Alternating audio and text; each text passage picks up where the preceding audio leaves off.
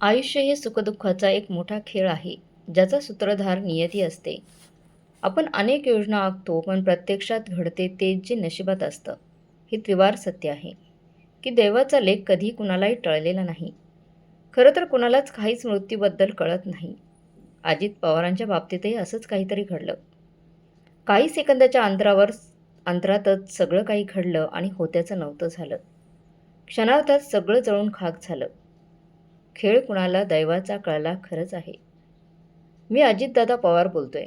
मला माहीत आहे आणि दुःखही होतं की आज मी तुमच्यात नाही आहे. खरं तर सकाळी उठल्यावर मला असं वाटलंही नव्हतं की ही माझी शेवटची सकाळ असेल. माझ्या कुटुंबासोबत, तुमच्यासोबत, मित्रांसोबत शेवटची सकाळ असेल. मी घरातून खूप आनंदाने बाहेर पडलो. रोजचं काम करून पुढच्या कामासाठी निघालो होतो. सगळं काही व्यवस्थित आणि आनंदात चालू होतं. पण मला अजून कळलं नव्हतं की माझा हा आनंद फार काळ टिकणार नाही. माणसाला कधी काय होईल कोणालाच काहीच ठाऊक नसतं आणि शेवटचा क्षण कधी येईल याचं काही खात्रीच नसते. हे मी आत्तापर्यंत ऐकलं होतं, पण आज ते स्वतः अनुभवातून पाहिलं. माणूस घेत असलेला श्वास कदाचित शेवटचा असू शकतो असं कधीच मनात येत नाही. पण असंच खरं आहे. कधी काय होईल, काळ कधी आपल्या आनंदावर विरजण घालेल काहीच सांगता येत नाही. आज मी माझं सगळं काम, माझं सगळं आयुष्य आणि अजूनही काही स्वप्न अर्ध्यावरच सोडून गेलोय. देवाकडून सगळं बघतोय. तुमचं माझ्याबद्दलचं प्रेम, तुमचं दुःख, माझ्या कुटुंबाचं दुःख सगळं माझ्यासमोर आहे. माझ्यासाठी रडत असताना पण मी बघतो होतो. पण आयुष्य इतकं क्रूर असू शकतं असं मला कधीच वाटलं नव्हतं. माझ्या मुलाच्या लग्नात मी खूप आनंदी होतो. माझ्या मुलाचा सुखी संसार पाहायला मला खूप कमी दिवस मिळतील असं मी कधीच समजलंही नव्हतं, स्वप्नातही पाहिलं नव्हतं. हे सगळं खूप दुःखद आहे. माझ्या कुटुंबासोबत, माझ्या बायकोसोबतचा संसार देवानं मला अर्ध्यावरच सोडून द्यायला लावला. जेव्हा मी विमानातून प्रवास करत होतो, तेव्हा तोच विमान आणि तीच माझी जन्मभूमी. ज्या जन्मभूमीसाठी मी काम केलं, ज्या जन्मभूमीसाठी मी जीव ओतला, ज्या जन्मभूमीसाठी मी माझं आयुष्य घालवलं, तीच जन्मभूमी माझा घात करेल आणि तीच जन्मभूमी माझा जीव घेईल, असं मी स्वप्नातही कधी विचार केला नव्हता. खूप दुर्दैव आहे. विमानात मी माझ्या सहकाऱ्यांसोबत प्रवासासाठी बसलो होतो, पण ते काही प्रवाशांना घेऊन जाणारं विमान नव्हतं, ते माझं स्वतःचं विमान होतं. सगळं काही नीट तपासून उडवलं होतं. पण म्हणतात ना, काळ आला की कोणाच्या बापाला चुकत नाही. तसंच माझ्या बाबतीतही झालं. काळ आला होता, त्यामुळे काळाने वेळसुद्धा दिली नाही, जेणेकरून मला कोणीतरी वाचवू शकेल. एक गोष्ट आज मला समजली. ज्याचं मरण ज्या दिवशी, ज्या ठिकाणी आणि ज्या पद्धतीने लिहिलं असतं, तोच तो त्या पद्धतीनेच आयुष्यातून निघून जातो. एखादा माणूस गेल्यावर मागे राहिलेली माणसं वेगवेगळ्या पद्धतीने बोलतात. ज्याला जे वाटतं, तो तसं तर्क लावतो.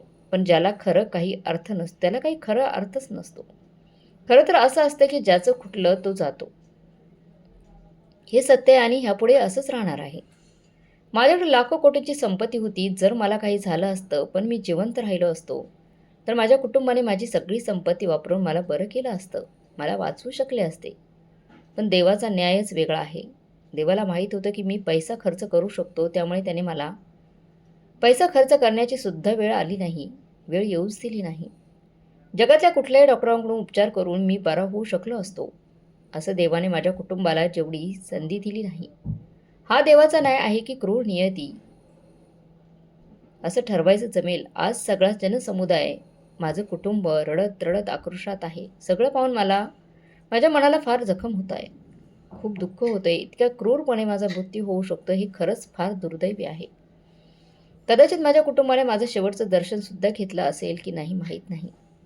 आज संध्याकाळपर्यंत माझ्यावर अंत्यसंस्कार होऊ शकतील. तुम्हा सगळ्यांना माझी एक विनंती आहे, माझ्या परिवाराला या दुःखाच्या प्रसंगी मानसिक आधार द्या. त्यांना या दुःखमातातून सावरण्यासाठी तुम्ही त्यांची ताकद बना. माझ्या पत्नीला, माझ्या मुलांना, सगळ्यांना माझं एकच सांगणं आहे की मी गेल्याचा जास्त शोक करू नका. सावरा स्वतःला. रडू नका. मी जिथे कुठे असेल तिथे आनंदी असेल. तुम्हाला रडताना पाहून मला खूप दुःख होईल.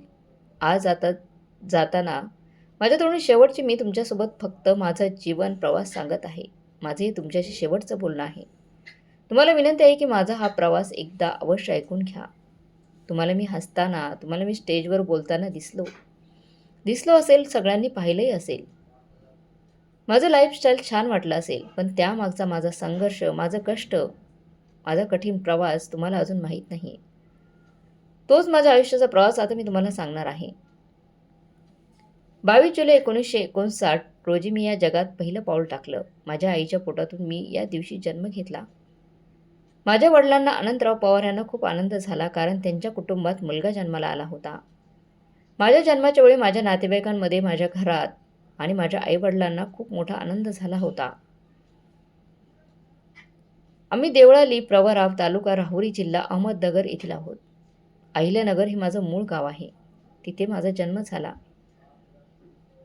जन्मानंतर मला अजित असं नाव दिलं गेलं. माझं पूर्ण नाव तुम्हाला कदाचित ठाऊक असेलच, पण तरी सांगतो. अजित अनंतराव पवार हे माझं संपूर्ण नाव आहे. सगळ्यांसारखंच माझं बालपणी आनंदाने, सुखात, समाधानात गेलं. शरद पवार यांचा मी पुतण्या आहे, हे सुद्धा तुम्हाला माहीत असेलच. बोलताना सुद्धा मन धुंद होतंय आणि खूप दुःख होतंय की माझ्या काकाला माझा खांदा व्हायचं होतं. म्हणजे मी आधी त्यांना सोडून गेलो. माझं प्राथमिक आणि माध्यमिक शिक्षण गावातच झालं आणि पुढचं शिक्षण मी पुणे विद्यापीठातून केलं होतं. पुणे विद्यापीठातून पदवीपर्यंतचं शिक्षण घेतलं. 1991 पहिल्यांदा मी बारामतीचा आमदार झालो. शिक्षण संपल्यानंतर माझं लक्ष राजकारणाकडे वळलं. माझ्या कुटुंबात राजकारणाचा वारसा असल्यामुळे मीही तेच क्षेत्र निवडलं. 1991 बारामतीचा आमदार झालो आणि त्यानंतर बारामती मतदारसंघातून अनेक वेळा मला निवडून दिलं गेलं. त्यानंतर मी महाराष्ट्राचा उपमुख्यमंत्रीसुद्धा अनेक वेळा झालो. अर्थमंत्री, सिंचन मंत्री अशा महत्त्वाच्या खात्यांची जबाबदारी मी सांभाळली आहे. प्रशासनावर माझी मजबूत पकड आणि निर्णय क्षमता आहे. क्षमता म्हणजे माझी ओळख आहे. मी राजकारणात शिक्षण घेतलं आणि मग त्या क्षेत्रात रुजू झालो. त्यानंतर माझ्या आयुष्यात एक आनंदाचा क्षण आला, म्हणजेच माझं लग्न झालं. माझं लग्न सुनेत्रा पवार यांच्याशी झालं होतं. आमचा संसार खूप सुखी चालू होता. आमचं वैवाहिक आयुष्यही खूप आनंदाने भरलेलं होतं. आमच्या सुखाच्या संसारात 2 फुलेही उमलली, म्हणजे आम्हाला 2 मुले झाली.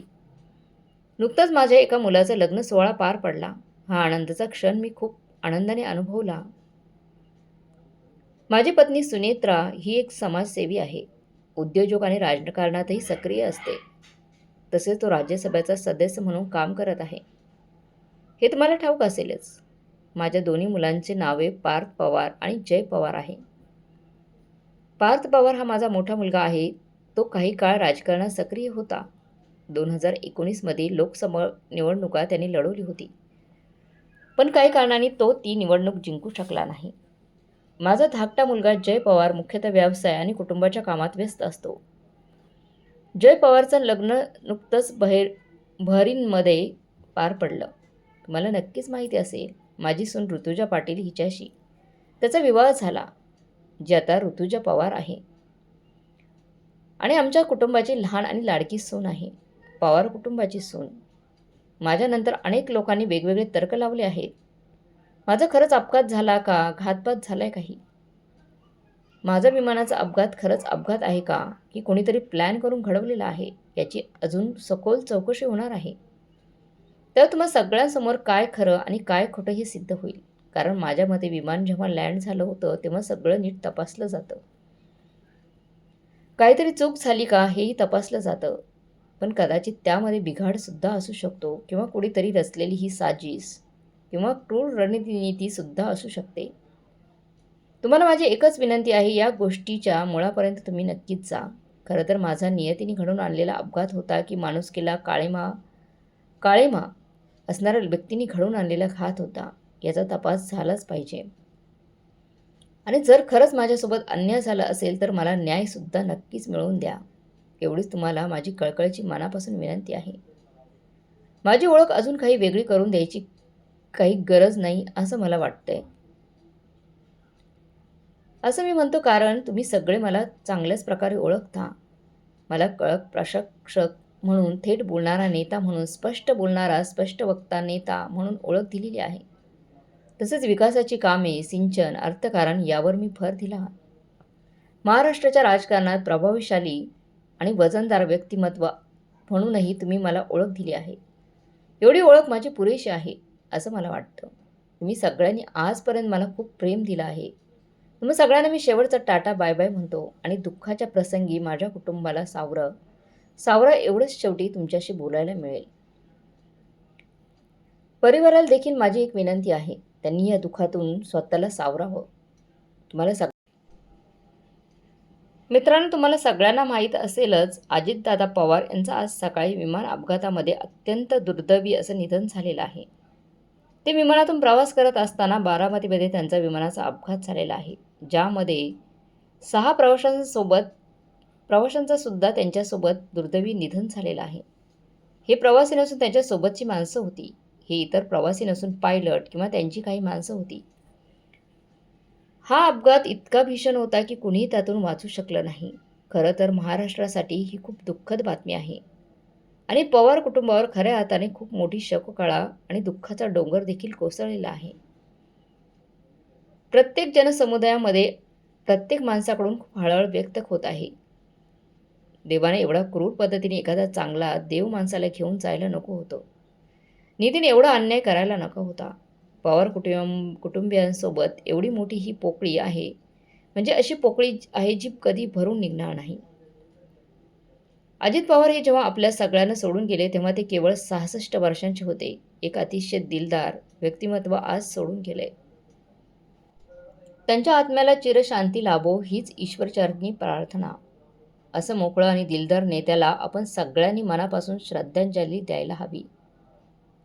मित्रांनो, ईश्वर त्यांच्या आत्म्याला शांती देवो. ओम शांती.